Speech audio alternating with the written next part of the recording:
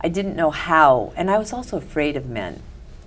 Really? Oh yeah, I was afraid of men, yes. Diane Keaton, 79 years old, in the quiet of her California home, has crossed that last threshold, and for a moment, the world seems to hold its breath. Not because we were unprepared for time to do what time always does, but because her presence felt like one of those constants: sun through a window, a laugh that cuts the tension, that you secretly expect to go on forever. The announcement isn't framed as a headline. It lands like a confession. It was an abortion, Michael. It was a son, and I had it killed because this. Here was a woman who shaped the modern idea of truth on screen. And now the truth is simply that she's gone. From that first beat, the video sets its stance. Keaton wasn't merely a star, she was a vocabulary. The awkward bravery of Annie Hall, the moral weather of The Godfather. The narrator insists these weren't just roles, but living definitions. Ways to name love, doubt, and the stubborn kind of hope that survives disappointment. Yet the tribute also draws a second line through the picture, one the cameras seldom lingered on. The quiet rooms after premieres, the solitude that rode beside her success, the private negotiations between a public smile and a private ache. It's not a smear of melodrama. It's a claim that her radiance and her restraint were made of the same material. The tone is reverent, but plain-spoken. She redefined truth and tenderness, the voice says, but not as a saint, rather as a working artist who kept showing up, drafting and redrafting the human heart until it felt honest. The grief the video evokes is collective. Fans, peers, an era, but it keeps circling back to the domestic scale. A chair by a window, a cup cooling on a desk, the ordinary details that make a life feel inhabited. That's the thesis it plants at the outset. Her legacy isn't just in trophies or quotes. It's in the courage to be unmistakably herself, even when the spotlight moved on. To understand the woman the world adored, the narrator walks us back to the house where she learned to keep her voice inside. Los Angeles, post-war brightness, a family that prized composure like a dress code. Her father, Jack, methodical, decent, convinced that duty was the purest dialect of love. Her mother, Dorothy, once crowned Mrs. Los Angeles, crowned again by expectation, the sheen of a pageant dimming under kitchen lights. The home operated on a soft choreography. Napkins squared, feelings folded. Laughter was welcome, but only the kind that didn't disrupt the table setting. The video doesn't accuse, it observes. This is the climate that formed her. Sunny skies above, a quiet front moving through every room. Here, the seed of Keaton's lifelong tension is planted. The narrator lingers on that image of a little girl in a doorway, watching her mother turn applause into errands. Not a tragedy exactly, something gentler and crueler. An ambition set down carefully and never picked up again. In that silence, a vow takes shape. The line isn't stated as rebellion so much as rescue. I won't disappear like this. She will carry her mother forward, not by imitating her life, but by finishing the sentence it couldn't complete. School is a rehearsal for escape. Teachers read her as peculiar, classmates as too much, and she learns an early craft: deflect with wit, survive with oddness. The narrator treats these details not as cute origin lore, but as the first drafts of a persona. Wide-brim hats and armored humor will come later. For now, there's a theater class, a trembling spotlight, and the shock of being seen without having to shrink. That moment is logged like a vital sign. By the time the calendar turns to the mid-60s, the logic is inexorable. She will take the name that honors her mother's unspent bravado, and she will step into the city most likely to test it. The narrator marks the renaming, Keaton, as a hinge, a tribute and a boundary in one breath. Not a betrayal of family, but a promise to the part of it that wanted more. The takeaway is quiet but adamant. Before there was fame, there was a silence to translate. And the rest of her life, Every odd, brave, luminous choice will be her translation. The narrator opens a door onto 1966 Manhattan. Wind like a verdict, sidewalks shining with cold, and a young woman stepping off a bus with a single suitcase and more resolve than money. This is where Diane's vow from home is stress-tested. The city offers no courtesy. Thin walls, a reluctant radiator, a mattress that remembers every previous dreamer. She strings together odd jobs, pouring coffee that never stays hot, taking orders from men who never look up, humming lyrics between clattering plates because singing keeps the room from shrinking. Auditions become her daily weather. The narrator counts the rejections by the hour. Too tall, too particular, not what we had in mind. Labels that try to fold her back into the old silence. She learns to budget in inches, walk to save the subway fare, share a sandwich to save the evening, rehearse under a street lamp because the apartment light is on a coin timer. Fear is present, but it's practical. It wakes her, gets her out the door, sits beside her in lobby chairs with the other hopefuls, and refuses to let her leave. There are basements where she sings for tips that sound like loose change, and small rooms where an audition pianist decides she's nervous and plays faster. And yet something in her keeps translating humiliation into endurance. The narrator lets us linger on a small, useful truth. She doesn't chase charm, she chases truth. And truth, when it arrives, rarely looks polished. 2 years in, the unexpected call arrives. A Broadway revival is looking for the unvarnished, the unafraid. She shows up barefoot, not as a gimmick, but because it feels honest, and sings without varnish. The room doesn't applaud, it exhales. Hair opens, and the stage lights are not a rescue so much as a recognition. The narrator is careful here. This isn't, and then everything was easy. The paycheck is modest, the schedule brutal, the spotlight fickle. What changes is authority. She is no longer trying to be someone else's idea of a leading woman. She is proving her own. The through line becomes visible. Los Angeles taught her to speak in silence. New York teaches her to turn that silence into sound. The narrator closes the chapter on a simple beat. Curtain call, breath steady, spine straight. No glittering montage.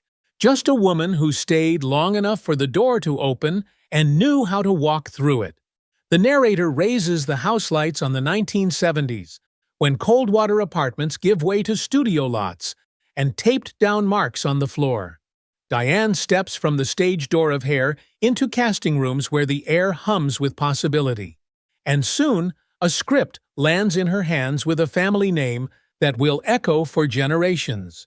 As Kay Adams in The Godfather, she is not the thunder. She is the weather that tells you a storm has changed direction. The narrator lets us watch her find the role's center. Quiet refusal, awake eyes, love that understands power even as it recoils from it. When the film arrives, the city that once ignored her suddenly knows her name. Fame does not skip steps. It simply accelerates them. Interviews follow. Flashbulbs pop, and the work deepens. Then comes the lightning strike. Annie Hall. The narrator doesn't claim she plays Annie so much as she permits Annie to exist. Hesitations intact. Laughter uncorrected. Wardrobe unbothered by fashion's demands. What could have been a quirk becomes a grammar. Honesty is the sentence. Charm is merely the punctuation. The country learns a new shape for a leading woman, one who stumbles while moving forward, who thinks out loud, who refuses to apologize for occupying space. Awards arrive like weather fronts. The Oscar, a bright pressure system that changes how rooms behave when she enters them. Yet the narrator keeps us in the quiet after the ceremony, where the statuette sits on a kitchen counter beside an unwashed mug, and a question floats in the stillness. Can you keep being this true, this publicly? So she works, not louder but cleaner. Scripts marked to the margins. Scenes reimagined between takes. A stubborn fidelity to the unspectacular moment that makes the spectacular feel believable. Reds widens the lens. The work is exacting, the hours long, the investment total. The narrator notes what doesn't fit in magazine profiles. The car ride home where tears fall, not from sadness, but because the tank reads empty and the needle still twitches. Excellence, it turns out, is not a sprint to the summit. It's a series of small ascents made after the ceremony, after the applause, when only discipline is left to cheer you on. Then the air thins.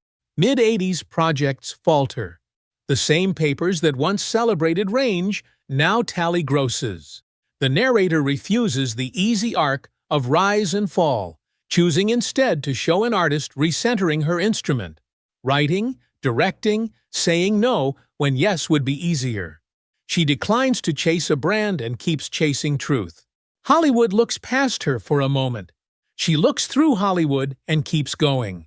By the time this chapter closes, the silhouette is unmistakable. Hat tilted, spine straight, gaze level. Not a myth, a method. The lesson the narrator leaves in our hands is simple and hard. Longevity isn't luck. It's fidelity. To the material, to the moment, to yourself when success tries to rename you. The narrator opens a door that's been half closed for decades. Not a career turn, but a heartbeat. They meet on The Godfather. Two young actors circling a story about power, each carrying a private weather of their own. What begins as on-set ease becomes a wavelength. Jokes traded between setups. Long silences that somehow feel complete. She is all nerve and openness. He is brilliance wrapped in distance. The chemistry isn't fireworks, it's tide. Quiet, relentless, returning. Years pass. Projects come and go, but the current never really ebbs. They learn each other's cadences, how he disappears into work, how she holds space for what isn't yet promised. Sunday drives, pasta in borrowed kitchens, scripts splayed open like maps neither of them can quite read. She never tries to fix him. She tries to love him as he is. He never tries to claim her. He tries to keep her near without naming why. It works, until it doesn't. Rome, 1990. The Godfather Part 3. The city glows the way memory does, too beautifully to trust.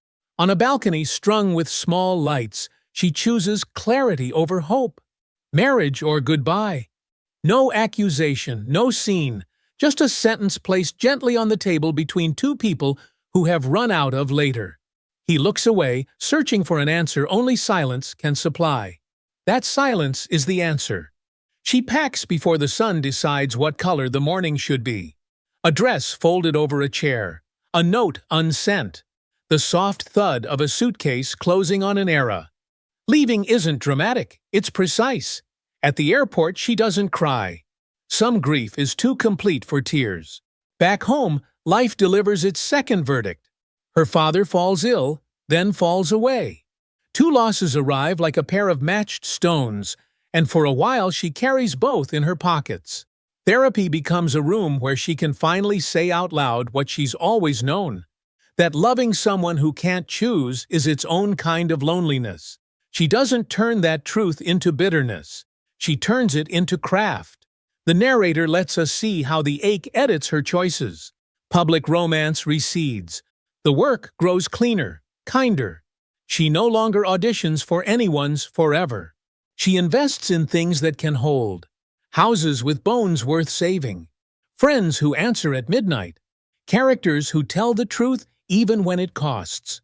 Years later, on a stage honoring her life's work, he appears and says the words that once refused to be said. The room gasps. She smiles, grateful, unaltered. Some sentences arrive late. They no longer change the ending. This chapter does not brand love as failure. It names it as formation. What she could not have, she learned to live without. What she could not keep, she kept as wisdom. And what remained, dignity, humor, mercy, became the architecture of the rest of her life. The narrator returns to the room where the noise stopped. The suitcase from Rome is still by the door. The phone that delivered the second loss still sits face down on the table.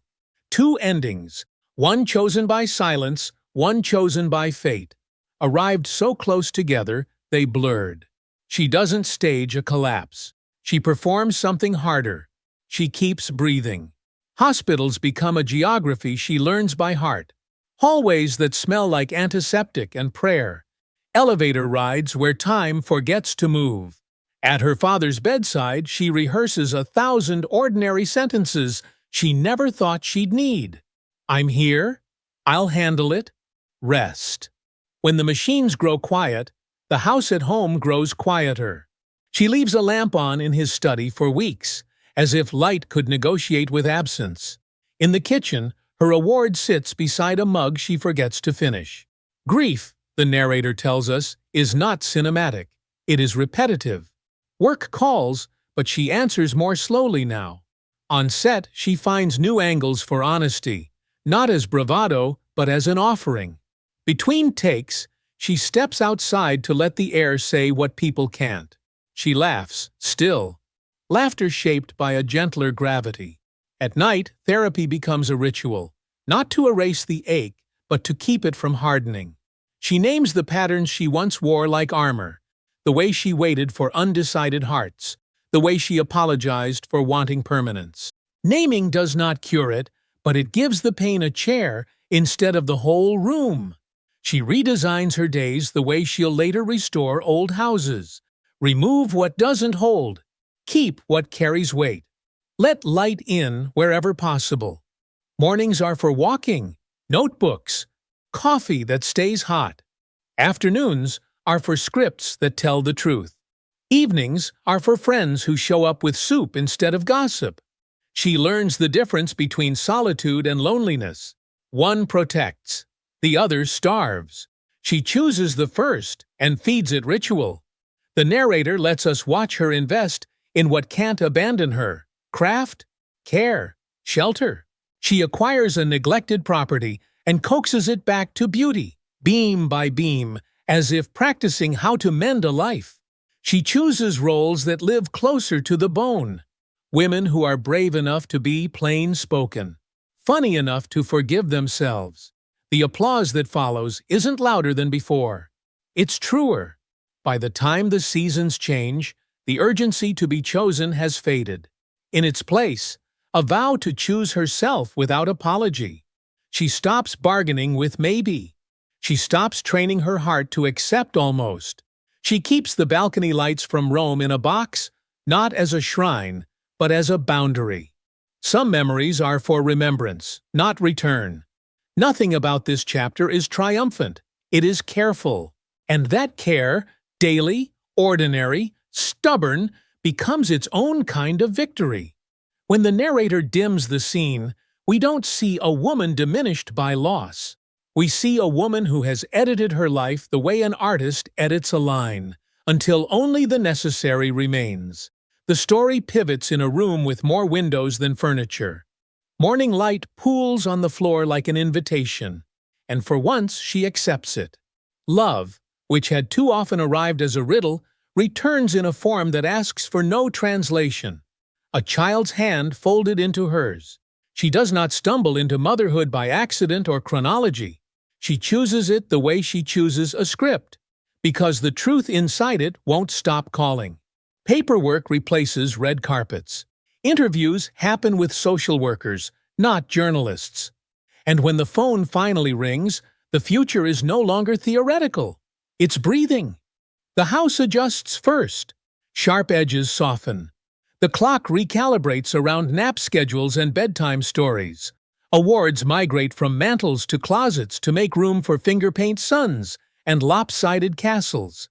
She keeps the hats and the humor, but trades late-night rewrites for lullabies sung off-key. In the kitchen, she learns the mathematics of snack time. In the hallway, she relearns patience at the exact speed of a small pair of shoes. Fame is not banished. It is simply outvoted. She builds rituals that anchor more than a calendar. Breakfast becomes a roll call of gratitude. Warm toast. An orange split 3 ways. The weather reported by whoever can reach the curtains first. Afternoons are for treehouse diplomacy, for apologizing well, for teaching the courage to try again. Evenings close with a low lamp and a book read too slowly on purpose. She is still an artist, but now the edits matter most in sentences that begin with Mom. Work returns, but it now negotiates with a non-negotiable. Scripts are weighed not only for wit and risk, but for what they cost in school plays missed and soccer sidelines empty. She says yes to stories that carry tenderness, to comedies that forgive their characters, to roles that allow a mother to be complicated and still good. The industry calls it a new phase. She calls it priorities. There are hard days, the ones with fevers and forgotten permission slips, with headlines that misname her choices, with whispers that motherhood is a retreat. She refuses the insult. Retreats are backwards. This is expansion. Her world has more rooms now, more voices, more reasons to leave a set early, and more reasons to come back brave. Therapy continues not as triage, but as maintenance, for the engine, not the emergency.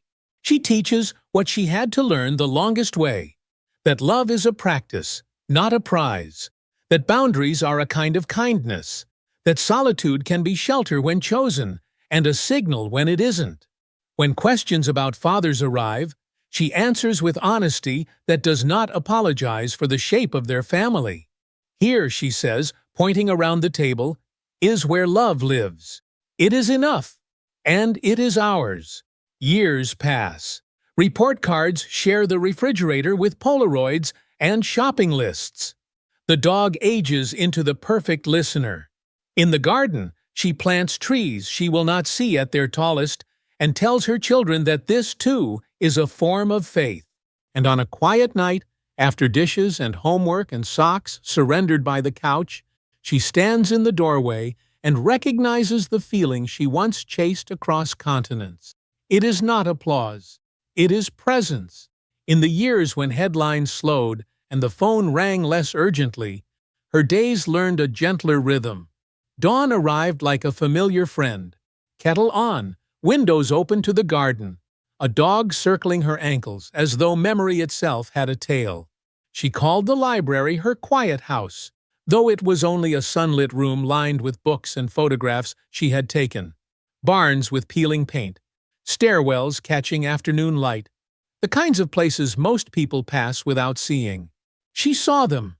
That was always her gift. Routine became devotion. She walked the garden barefoot to test the night's work. Lavender holding its line, jasmine arguing with the fence.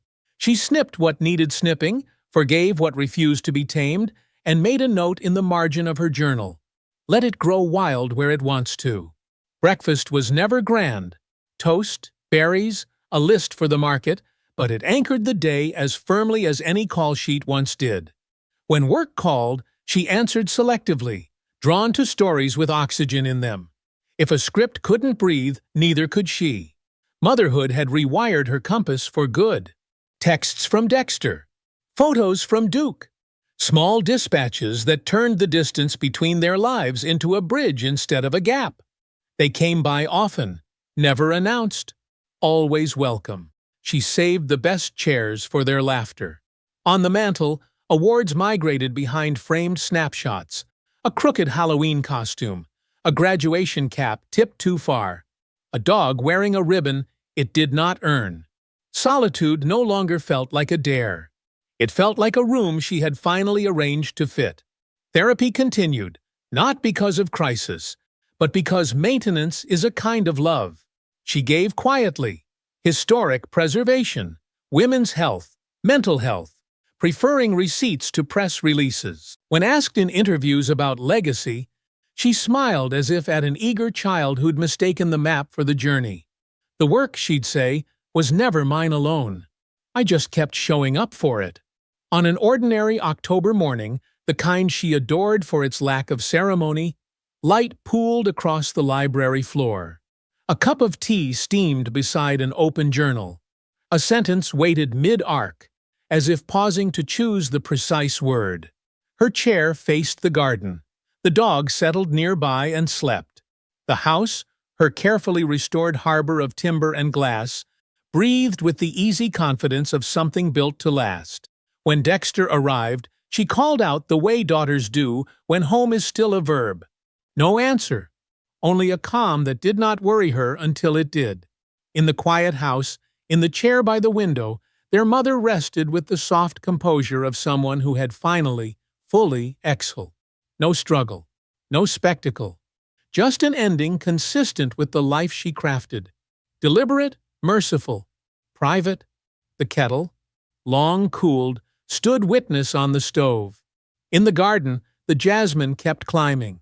News does not tiptoe in Hollywood. It arrives like a flare. At first light, a single alert blinked across a phone. Then a dozen. Then a chorus. Confirmation that Diane Keaton was gone. Within an hour, her face filled every screen, not as a character, but as herself. The hat tilted just so. The wry half-smile that made doubt look brave.